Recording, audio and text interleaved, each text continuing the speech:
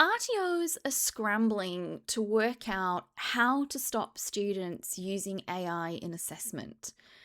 But I think we're actually looking in the wrong place. Students were copying assessment answers long before ChatGPT existed. They copied from websites, learning materials, other students. They even paid people to write assessments for them, right?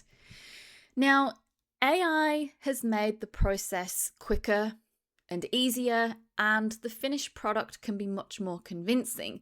However, AI didn't create the conditions that made learners want to avoid completing the assessment themselves.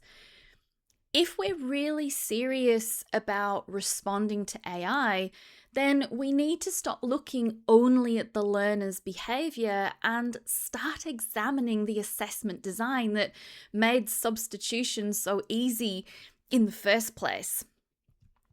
So this video is part 1 of my 5-part series on what RTOs can actually do in response to AI-generated assessment submissions. But this isn't another series about AI detection software, catching students cheating, or adding another declaration to an assessment task. Over these 5 videos, I want to help your RTO take back control of its assessment system. Too many RTOs have been led to believe that buying mapped assessment resources means that somebody else has already done the hard thinking for them. And increasingly, those resources are also being produced using AI, and some of what is being sold to the sector just isn't good enough. By the end of this series, you'll have a practical action plan for identifying your most vulnerable assessments and redesigning them so that they're more authentic, more accessible, and much better at measuring competence. Now, you don't need an enormous budget, and you don't need to keep placing blind faith in commercial assessment resources. You need to understand what good assessment design looks like so that your RTO can make informed decisions about its own assessment system and properly evaluate anything it chooses to buy. Now, make sure you don't miss the rest of this series. Subscribe to the channel and turn on notifications so you know as soon as the next video is available. So let's get into it. Now, I've been talking about poor assessment design and excessive written assessment for longer than I care to disclose. The arrival of generative AI has made the problem harder to ignore, but it hasn't suddenly made previously sound assessment unreliable, right? If a learner could answer a question by copying a paragraph from a website 8 years ago, that question was already vulnerable.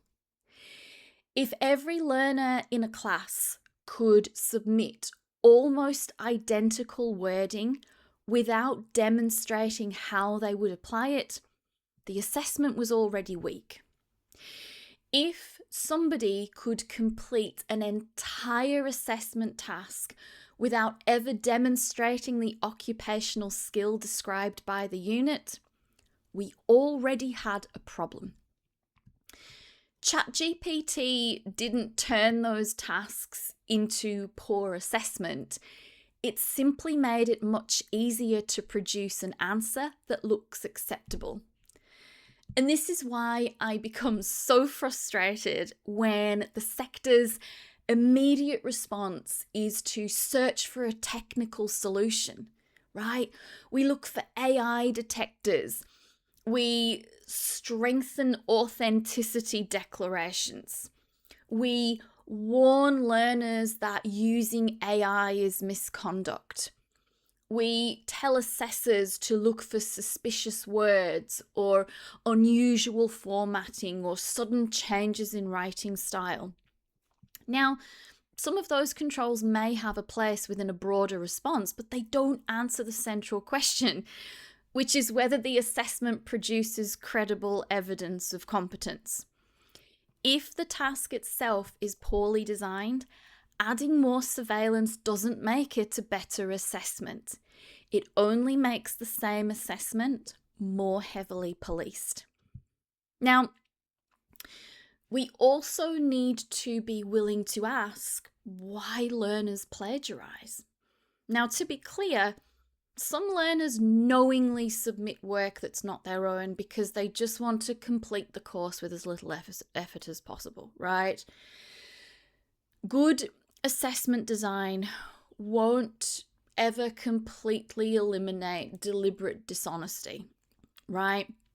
And RTOs do still need appropriate academic integrity processes, right? But that is not the whole story. It's far from it. Learners may turn to AI, copy information, get other people to do their work for them because the assessment feels overwhelming. They might not understand what the question's asking. They might be faced with dozens of repetitive questions that appear to ask for the same information but in slightly different ways. The instructions may be unnecessarily complex. The expected length of the response might be unclear. The learner may understand the occupational concept but struggle to express that understanding in formal written English. They may also see no meaningful relationship between the assessment task and the job that they're actually training to do. When assessment feels like an administrative obstacle rather than an opportunity to demonstrate competence, the learner's goal can shift from, show what I can do to just find a way to get this finished. Now, that doesn't excuse plagiarism, but it does give the RTO useful information. If large numbers of learners are trying to find a way around assessment, we should be investigating the assessment rather than concluding that every learner has the same character defect. Now, assessment design influences learner behavior, right? If we give learners 50 knowledge questions, we're encouraging them to search for 50 pieces of information and put those answers into the document. If the answers can be found in the learning materials, then learners may well copy them. If they can be found online, learners might copy them from a website. And now that generative AI is available, learners may ask it to produce the answers instead. The technology's changed, but the task hasn't. We're still asking the learner to produce information, often in a format that has very little relationship with how that information would actually be used in the workplace. We then attempt to authenticate the wording instead of asking whether the learner can actually use the knowledge. Think about a learner who submits a beautifully written response that explains how to de-escalate a difficult interaction. The response uses the right terminology. It refers to active listening, to appropriate body language, to empathy and boundaries, and it also refers to organizational procedures. What does that answer actually establish? Now, it may demonstrate some knowledge, providing that we're confident that the learner actually produced it themselves. It doesn't establish that the learner can recognize an escalating situation in real life, that they can regulate their own response, that they can listen to another person and choose the appropriate language and adjust their approach based on what happens next. The learner may know the terminology and still be unable to apply it.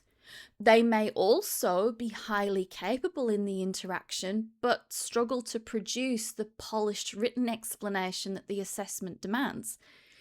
In both cases, the written response gives us an incomplete and potentially distorted measurement of competence.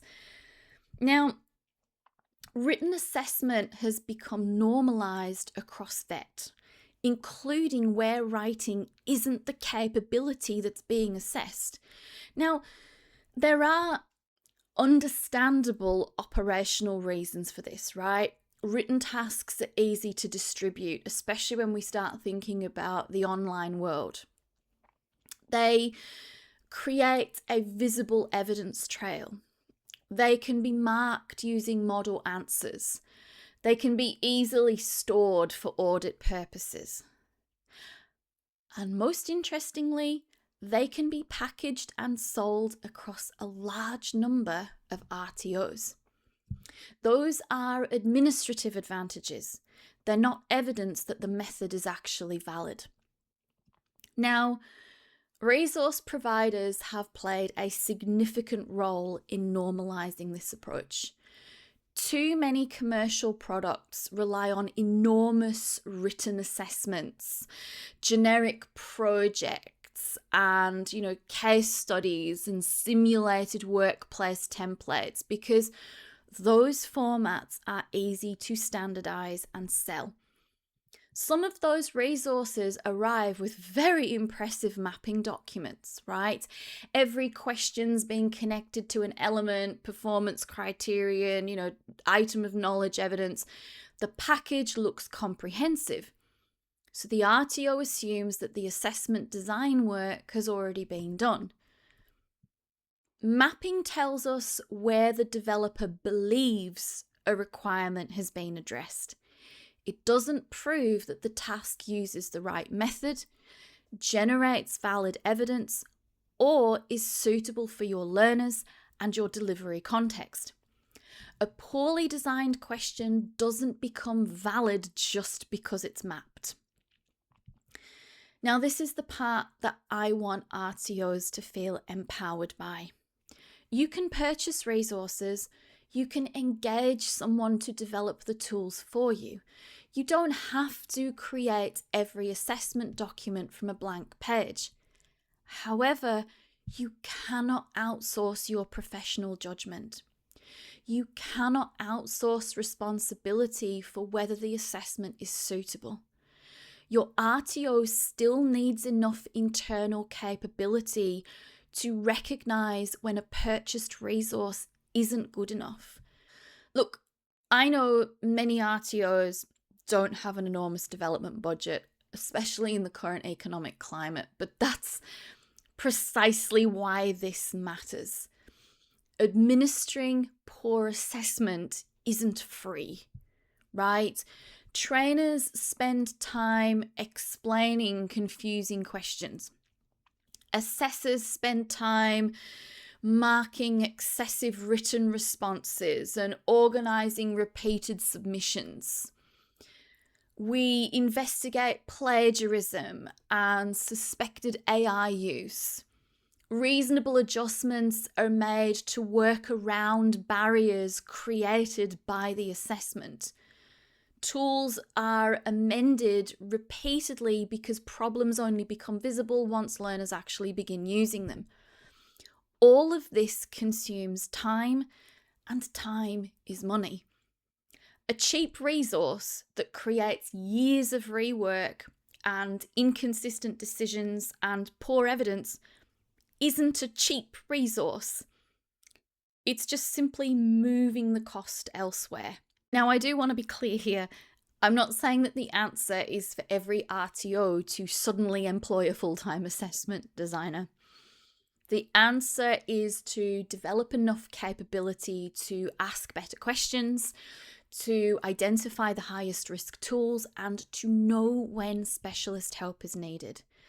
Now, by the end of this series, you will have an assessment redesign action plan. We're going to build it one step at a time, and your first task is to identify where your greatest vulnerability currently sits. So choose one qualification or a skill set or maybe a group of units, depending on your delivery model and your scope. But don't attempt to review your entire scope at once, okay? Now, you need to look for assessments that contain large volumes of written questions, particularly questions asking learners to do things like list, describe, or explain generic information, right? Identify repetitive tasks, questions that can be answered without any reference to the learner's own performance, and projects that could be completed without any meaningful participation in training. Look at where your RTO is already seeing problems. Which assessments generate the most requests for clarification? Where are learners repeatedly resubmitting? Which tasks require the most reasonable adjustment? Where are assessors seeing generic, identical, or unusually polished responses? Which tools are trainers constantly trying to explain or to work around? You're not redesigning anything yet, okay? At this stage, you're simply creating a prioritized list of the assessments that need closer attention. Don't assume that the longest assessment is automatically the most rigorous. Don't assume that a commercially developed assessment has already been evaluated. Don't assume that a detailed mapping document proves that the tool is suitable. Start with what is actually happening when your learners and assessors actually use it. Now, AI has created a genuine challenge for assessment, but it's also given the vet sector an opportunity. It's forced us to confront weaknesses that were easier to ignore when learners were copying from websites instead. We can respond by adding more warnings, declarations, and detection tools to the same written assessment tasks. Or alternatively, we can use this moment to reconsider whether those assessment tasks were ever the best way to measure competence. Your first action is to identify the assessments in your RTO that are most vulnerable to AI and other forms of substitution. Look for generic written questions, repetitive tasks, unexplained learner difficulty, and assessment that can be completed without demonstrating the occupational capability. Now, in the next video, we're going to look at what those assessments are actually measuring. You may think that you're assessing competence when you're really measuring literacy, memory, or the learner's ability to navigate an assessment task. So subscribe so that you don't miss the next part of the series. And if this video has made you look differently at your assessments, give it a like and share it with someone who needs to be part of this conversation. And I'll see you in the next one.